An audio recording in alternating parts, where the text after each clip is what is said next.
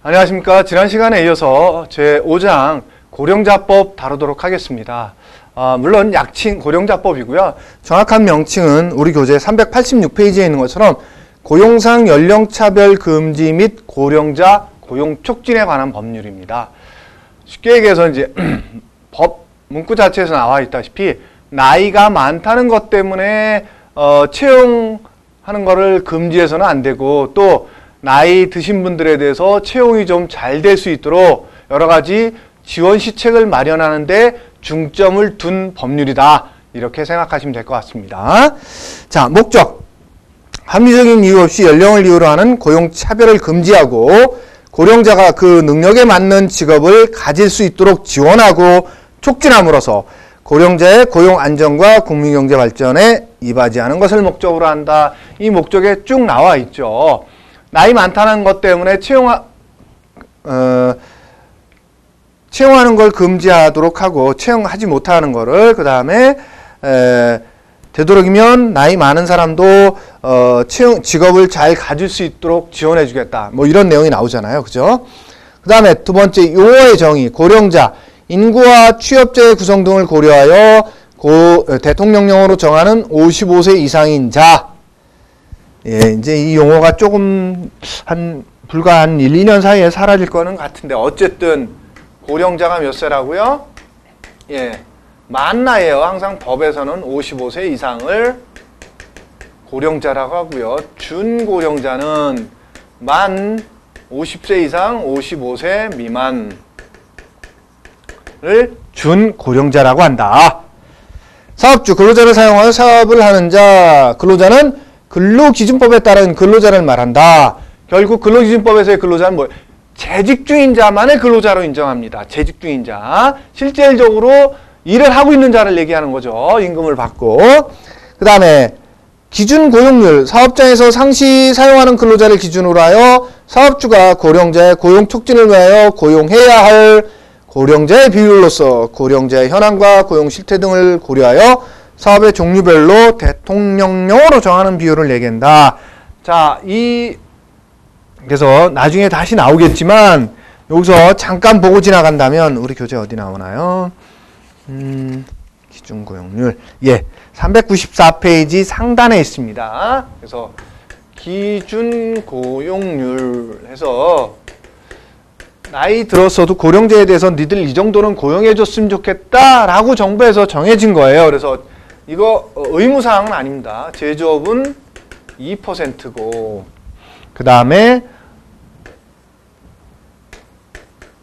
운수업, 부동산업, 그 다음에 임대업은 몇 %다? 이건 뭐 힘이 들어가는 게 아니기 때문에 좀 많이 고용해도 된다. 그래서 6%. 그 다음에 기타는 3%다. 그래서 이 법에서는, 고령자법에서는 이거 거의 뭐 3번에 한 번, 3회차에 한 번 정도 계속 시험에 나올 정도로 아주 많이 나오는 게 기준 고용률과 관련된 내용들입니다. 물론 이 고령자와 준고령자를 묻는 것도 많이 나왔었어요. 자, 다시 386페이지로 돌아가면 정부와 사업주의 책무. 예, 뭐 당연한 얘기들이죠. 교과서적인 얘기입니다. 이 법의 목적이 뭐라 그랬습니까? 나이 들었다고 해가지고 채용하는 거 차별하지 말고 나이 든 사람들 좀 많이 채용해서 니네가 써줬으면 좋겠다, 이런 것들을 지원하기 위해서 만들어진 법, 그런 내용들인 거죠.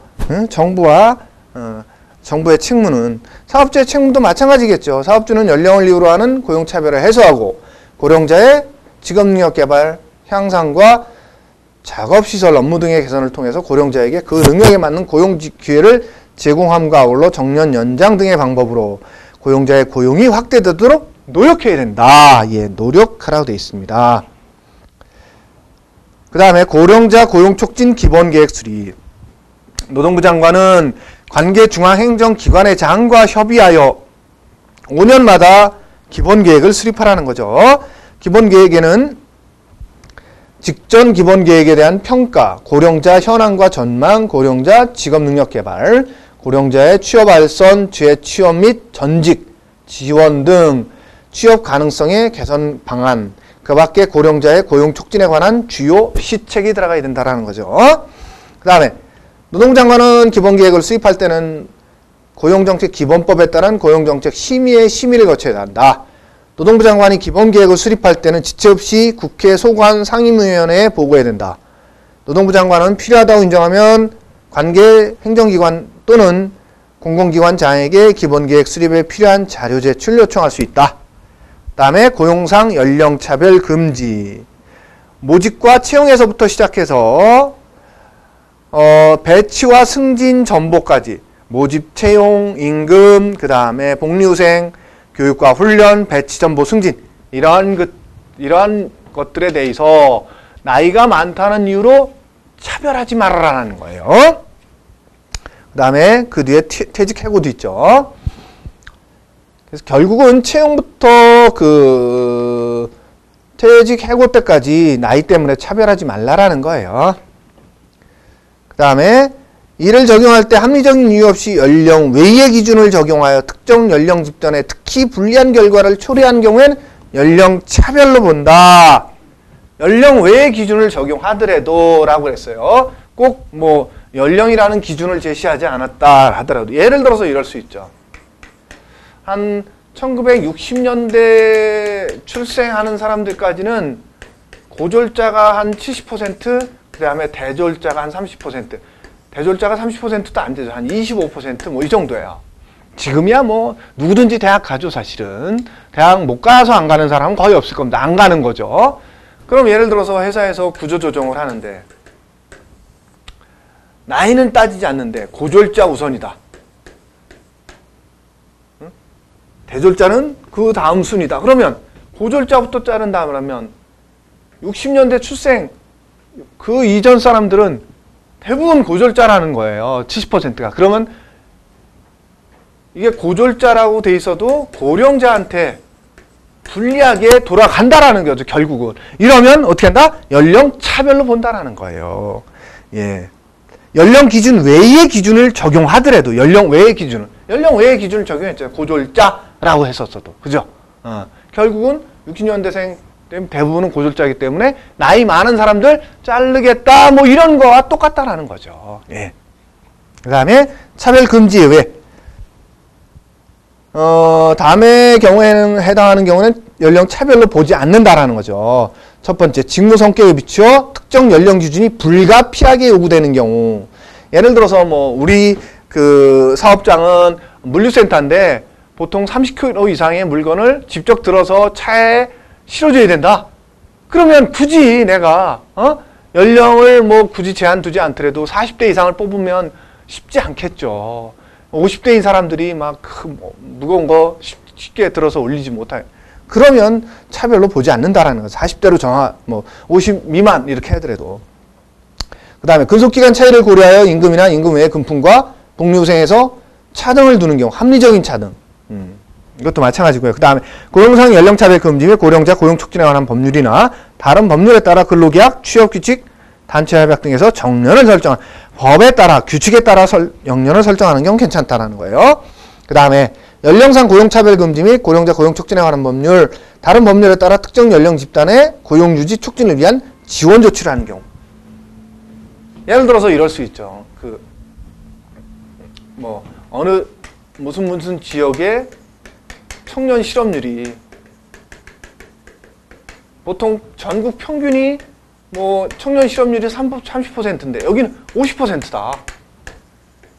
그러면 이 지역에는 당분간은 청년만 우선적으로 고용해라. 응? 고령자 배제해도 된다. 이렇게 해서 청년을 우선적으로 예를 들어서 실업률이 뭐 40% 밑으로 내려갈 때까지는 청년 우선 고용하겠다. 이런 것에 대해서는 연령차별로 보지 않겠다라는 거예요. 마지막 얘기가.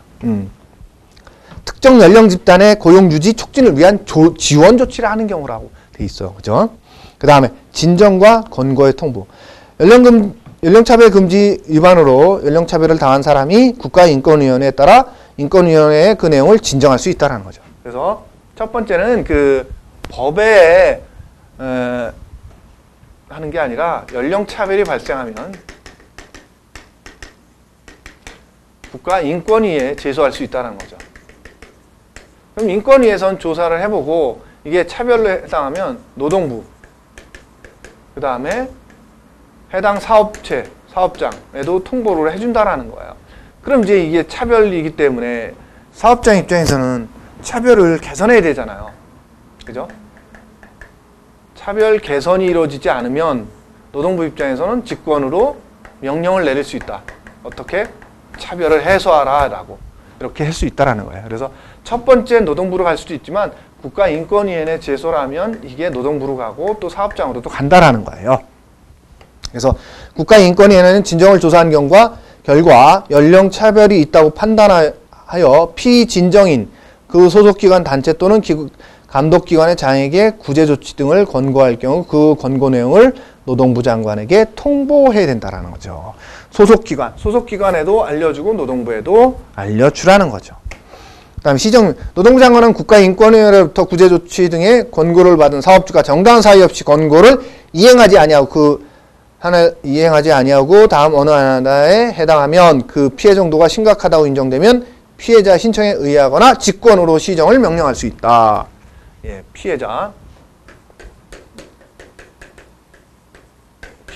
연령차별로 여기다가 진정을 한 거죠. 그러면 이게 이제 차별이 개선이 안 됐다. 그럼 피해자 입장에서 노동부에 신고할 수도 있고 노동부 장관은 직권으로 명령을 내릴 수도 있다라는 거죠. 피해자가 다수인 연령차별 행위에 대한 권고 불이행, 반복적 권고 불이행, 피해자에게 불이익을 주기 위한 고의적 권고 불이행, 그 밖에 피해 내용과 규모 등을 고려하여 시정명령이 필요하다고 인정될 때 시정명령에 포함되어야 될 것은 연령차별행위 중지, 피해 원상복귀, 연령차별행위 재발방지를 위한 조치 이런 것들이 들어가야 된다.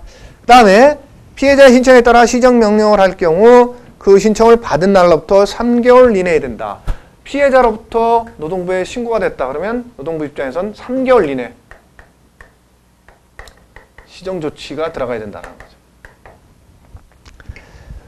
노동부 장관은 시정명령을 할 때에는 다음 사항을 서면으로 알려줘야 된다. 시정명령 이유, 내용, 시정기한, 불복 절차 이런 것들을 알려주라는 거죠. 그 다음에 시정명령 이행상황, 제출요구. 노동부 입장에서는 당신이 사업주에게 이행명령 내렸잖아요. 개선 조치를 했으니까 너 어떻게 해서 개선할 건지 그 개선 이행 상황을 제출을 요구할 수 있다는 거예요. 그 다음에 해고나 그 밖에 불리한 처우 금지. 사업주는 근로자가 이 법이 정하는 연령차별 행위에 대한 진정, 자료 제출, 답변, 증언 소송, 신고 등을 하였다는 이유로 근로자에게 해고, 전보, 그 밖에 불리한 조치를 해서는 안 된다라는 거죠. 두 번째, 정부의 고령자 취업 지원. 정부 입장에선 그러면 고령자에 대한 취업 지원을 위해서 어떠한 활동들을 하느냐. 그래서 노동부 장관이나 지자체장은 고령자와 관련된 구인 구직 정보를 수집하고 구인 구직자의 개척에 노력해야 되고 관련 정보를 구직자, 사업주 및 관련 단체 등에 제공해줘야 된다. 고령자에 대한 직업능력 개발 훈련도 실시해줘야 된다. 그래서 나이 드신 분들은 기능이나 어떤 기술이 부족할 수 있기 때문에 그러한 직업능력 개발을 통해서 기술이나 기능을 습득한 다음에 다시 재취업할 수 있도록 여러 조치사항을 취해주라는 거죠.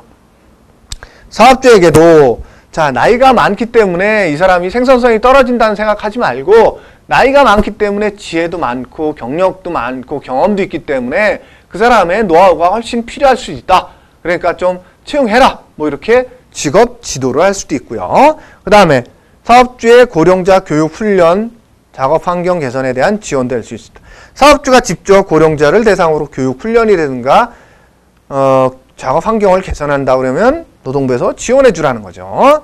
그 다음에 고령자의 취업 알선을 기능을 강화해줘라. 그래서 그래서 고령자 인재은행이라든가 고령자를 위한 특별한 취업 알선 코너를 마련한다든가 등등등 여러 가지 조치를 취한다라는 거예요. 그 다음에 고령자 고용정보센터의 운영. 그래서 노동부 장관은 고령자의 직업 지도와 취업 알선 등의 업무를 효율적으로 수행하기 위해서 필요한 경우 지역의 고령자 고용정보센터를 운영할 수 있다. 뭐 별도로 두기보다는 고용센터에서 주로 겸하고 있죠.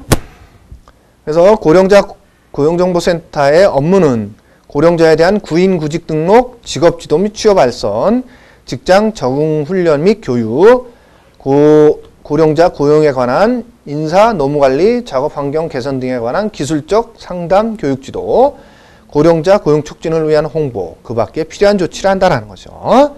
그 다음에 고령자 인재은행과 중견 전문인력 고용지원센터.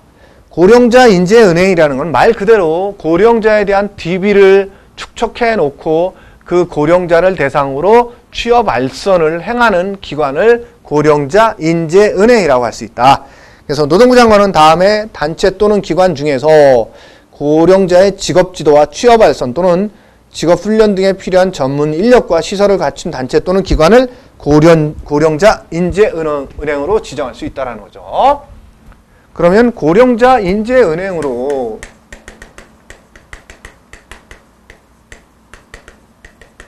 지정될 수 있는 기관은 두 개가 있어요. 첫 번째는 무료 직업소개사업소. 이게 이제 비영리 기관이에요. 두 번째는 직능법에 의해서 설립된 직업능력개발기관이죠. 훈련기관. 자, 그래서 무료직업소개사업소에서는 우리 교재에 나오는 것처럼 구인 구직 등록이라든가 직업지도라든가 취업 알선 등록, 직업지도, 취업 알선, 어차피 직업 소개 사업을 하는 데니까 그런 일을 하겠죠. 두 번째는 그 다음에 직업 상담이나 재취업 상담.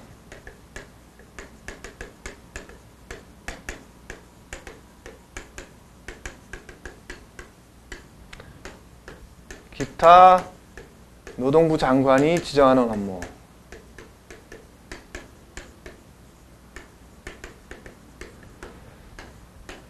다음에 직업능력개발기관은 직업능력개발기관이니까 뭐예요? 예, 직업능력개발 직업훈련 하는 거죠. 직업훈련.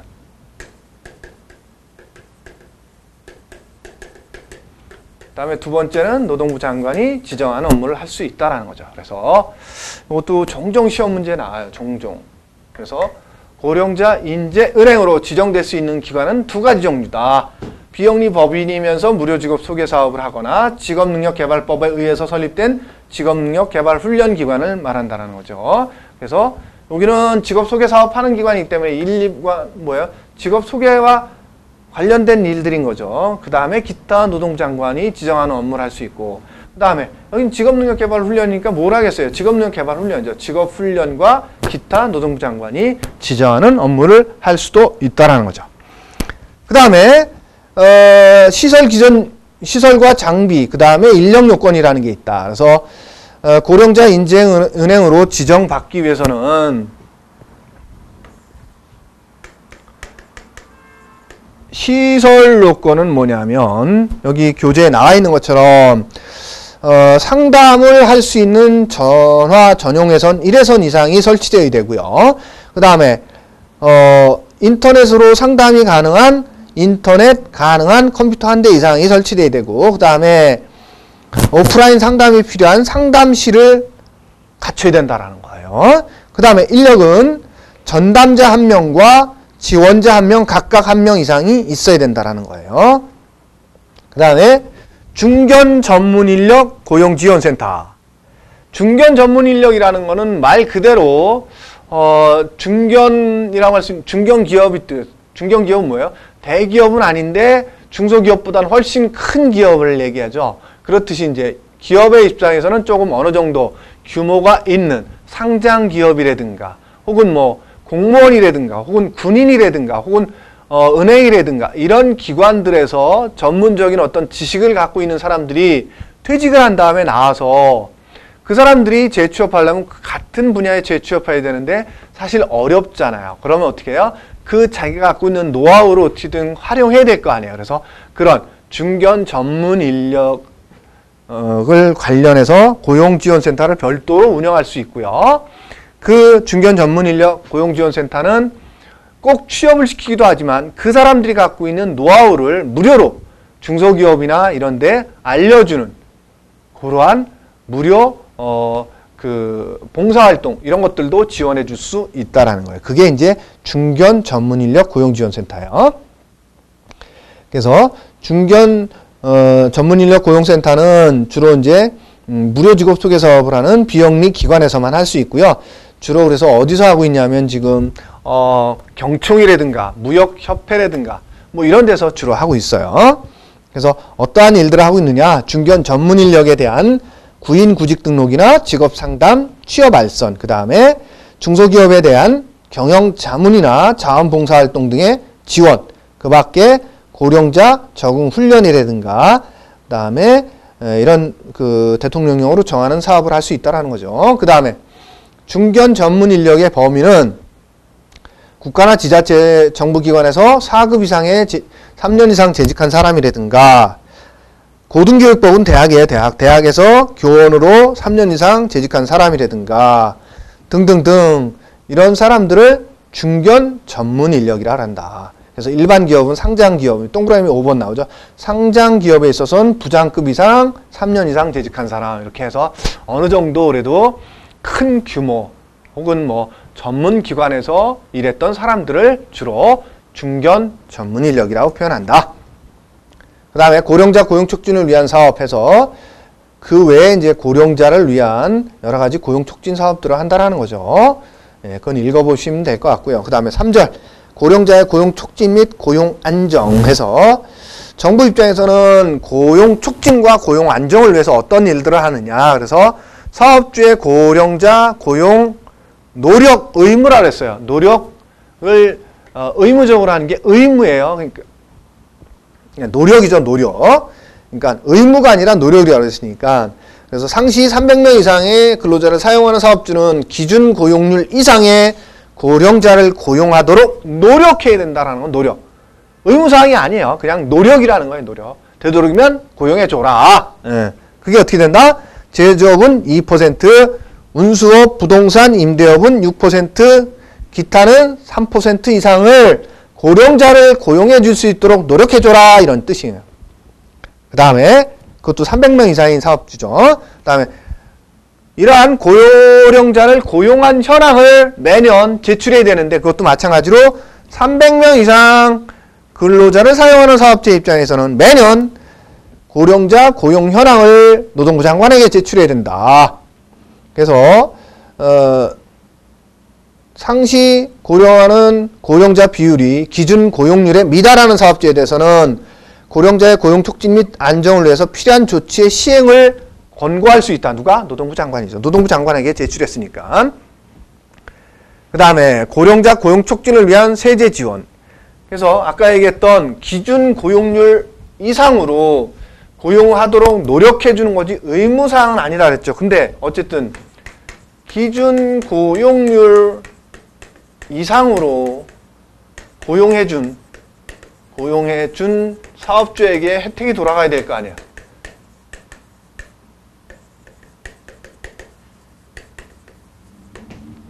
그래서 첫 번째는 조세 감면 혜택을 주고요. 두 번째는 고용 지원금은 줄 수 있다. 줄 수 있다고. 조세 감면은 한다예요. 그러니까 이거는 반드시 해준다라는 거고, 이거는 고용 지원금이 있으면 그만큼을 지원해 주겠다라는 거죠. 이해되시죠? 자, 그 다음에 우선 고용 직종의 선정. 우선 고용 직종이라는 거는 자, 적합 직종이라고 돼요. 고령자 적합 직종이라고도 표현하는데, 자, 뭐 A라는 일도 있고 B라는 일도 있고 C라는 일도 있다. 근데 A라는 일은 힘이 들지 않아. 그러면 나이 든 사람도 할 수 있는 거잖아요. B라는 거는 힘이 있어야 돼. 그러면 나이 든 사람은 어렵잖아. C라는 것도. 하여튼 이런 식으로 고령자도 할 수 있는 일들을 우선적으로 선정을 해서 그 직종에 대해서는 되도록이면 고령자를 고용해 줬으면 좋겠다라고 해서 선정하는 직종이 우선 고용 직종이에요. 그래서 국가나 지자체는 공공기관 운영 법률에 따라 공공기관도 마찬가지고 우선 고용 직종에 대해서는 사유가 발생하면 고령자와 준고령자를 우선적으로 고령해 줘야 된다. 그래서 우선 고용 직종이 신설되거나 확대됨에 따라 신규 인력을 채용하는 경우, 퇴직이나 이직 등에 따라 우선 고용 직종에 결혼이 생겨서 인력 보충이 필요한 경우. 그래서 우선 고용 직종은 국가, 지자체, 공공기관은 의무사항이에요. 의무적으로 먼저 고용해 주라는 거고, 두 번째, 그냥 민간 기업은 이것도 노력해 주면 돼요. 우선 고용해 주도록 노력해 준다. 그래서 2번, 이래서 규정한 자 외의 사업주는 우선 고용 직종 외에 고령자, 준고령자를 우선적으로 고용하도록 노력해 주라고 돼. 노력. 그 다음에 공공기관의 장 등은 우선 고용 직종에 대한 고용 현황을 노동부 장관에게 매년 보고한다. 여기 같은 경우에는 우선 고용 직종에 대해서 매년 보고해라. 누구에게? 노동부 장관에게. 네. 그 다음에 고용 확대 요청. 노동장관은 고령자와 준고령자를 우선적으로 채용한 실적이 부진한 자에 대해서는 그 사유를 제출하게 할 수 있고 권고를 내릴 수도 있다라는 거예요. 그래서 기준 고용률 밑으로 고용한 사업주가 있을 거 아니야. 이거는 이상으로 고용한 사업주고, 밑으로 고용한 사업주는 확대 요청을 할 수 있고, 그 다음에 정당한 사유 없이 그 권고를 따르지 아니하면 그 사업주에 대해서 사유서를 제출하게 할 수도 있다라는 거야. 그 다음에 그 내용을 또 공포할 수도 있다. 그 밑으로 고용한 사업주에 대해서는 노동부에서 여러 가지 조치를 취했는데도 불구하고 협조 안 한다 그러면 이 사업주는 기준 고용률 밑으로 고령자를 고용했습니다 라고 공표할 수도 있다라는 거예요. 그 다음에 정년. 사업주는 근로자의 정년은 60세 이상으로 정하여야 한다. 이래도 불구하고 근로자의 정년을 60세 미만으로 정한 사업주는 정년을 60세로 정한 것으로 본다라는 거죠. 정년 연장에 따른 임금체계 개편에서 정년을 연장하는 사업 또는 사업장의 사업주와 근로자 수, 가반수로 조직된 노동조합의 경우에는 임금체계 개편 등에 필요한 조치를 해야 된다라는 거죠. 그래서 노동장관은 1항에 따라 필요한 조치를 한 사업 또는 사업장의 사업주나 근로자에게 노동부 대통령령으로 정하는 바에 따라 고용지원금 등의 필요한 지원을 할 수도 있다는 거죠. 자, 갑자기 우리 회사는 정년이 55세였는데 법에 따라서 60세로 하래요. 그러면 5년을 더 써야 되는데 회사 입장에서는 그럴 수 없잖아요. 그러니까 예를 들어서 임금 피크제를 간다든가 아니면 뭐 임금을 좀 깎는 걸로 간다든가 그러면 이러한 조치들을 취한 데에 대해서는 지원금을 지원할 수 있다는 거예요. 노동부 입장에서. 그 다음에 여러 가지 어떤 임금체계 개편에 필요하면 컨설팅도 지원할 수 있다는 거고요. 그 다음에 상시 300명 이상의 근로자를 사용하는 사업주 입장에서는 매년 정년 현황을 노동부 장관에게 제출해야 되고요. 그 다음에 정년을 현저히 낮게 정한 사업주에게는 정년 연장을 권고할 수 있다는 거죠. 그 다음에 정당한 사유에 따르지 않으면 그 내용을 공표할 수도 있다. 그 다음에 정년 퇴직자의 재고용. 네, 정년 퇴직자의 재고용은 예를 들어서 이제 60세니까 60 돼서 이제 정년이 돼서 퇴직을 한다. 그럼 여기서 퇴직금 다 받잖아요. 뭐 10년을 했든 20년을 했든. 근데 이제 이 사람이 나가면서 그 자리에 누군가를 채용해야 되는데 그 나간 사람이 제일 잘할 것 같아. 괜히 사람 뽑아도. 그래서 지금까지 예를 들어서 뭐 임금이 뭐 400만 원씩 줬어. 근데 이 퇴직하는 근로자에게 한 200만 원만 드려도 될까요? 계속 해주실래요? 그럼 재고용할 수 있겠죠. 그래서 재고용할 때는 지금 얘기한 것처럼 임금을 종전과 달리 할 수 있고요. 그 다음에 근속기간은 새로 시작하는 거죠. 그래서 연차도 그렇고 퇴직금도 그렇고 새롭게 시작하는 거예요. 지금까지 내가 여기서 한 20년을 근무했다. 그래도 그거는 다 날아간 거예요. 왜? 여기 정년 퇴직하면서 퇴직금 다 받았기 때문에. 그래서 이 새롭게 고용했을 때는 다 새롭게 시작한다. 그래서 연차도 새로 시작하고 퇴직금도 이제 제로에서 시작한다라는 거죠. 이렇게. 그 다음에 임금도 종전과 달리 할 수 있다라는 거예요. 정년 퇴직자를 재고용할 때는 그렇게 할 수 있다라는 겁니다.